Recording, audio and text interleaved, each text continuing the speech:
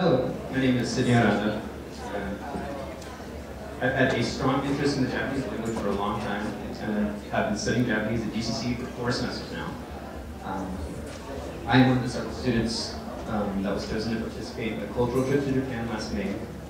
And as I stated, I've always had an interest in culture and language and have always dreamed of visiting Japan. As you may know, last year my peers and I traveled within the major areas of Tokyo and Kyoto, 2 of Japan's largest cities. My fondness was with the electric town called Akihabara, a neighborhood within the bustling metropolis of Tokyo. Everything about the futuristic neighborhood, lights, colors, and people, has been my fascination since I learned about it through the magical internet. If you didn't know, Akihabara has become the major mecca of anything and everything that has to do with electronics and electronic media, anime, and video games. Akihabara only spans a few square kilometers, with its focal point being the major station. Akihabara first started as a city gate to Edo from northwestern Japan and became a major transit point with the opening of its train station in 1890. During the early 20th century, Akiba became a central hub for the future of household appliances, specializing in television and radio.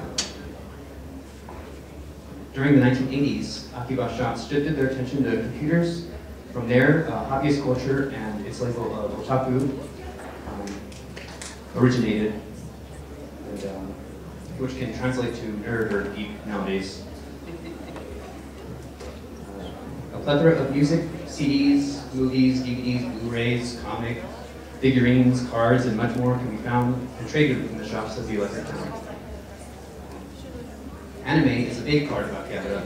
It is even used in mass advertising. It is everywhere in Akihabara and seems to have grown closer to the Japanese culture and people over the years. Although subtle at first, walking along the main street, you will notice buildings are clad with brightly colored and vibrant billboards and posters of anime characters. Shops specializing in manga or videos are jam-packed with all kinds of anime imagery.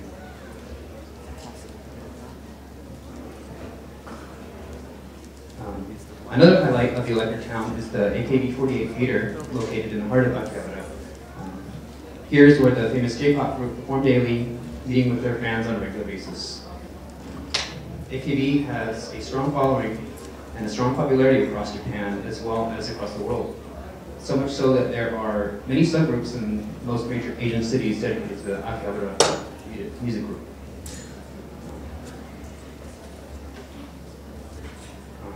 Akihabara is home to many of Tokyo's major video arcades, where you can find all kinds of video games, both new and old.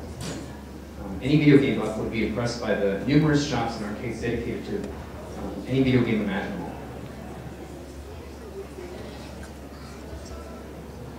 Akihabara is also famous for its themed cafes, including different anime-themed and anime-themed cafes. At night, Akihabara becomes even more lively as people are transiting through the station.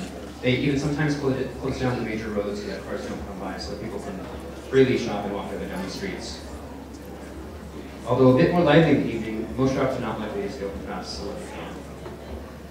Akihabara is a fun place to find new and retro games, manga, anime, and anything else. I would highly suggest visiting during the evening.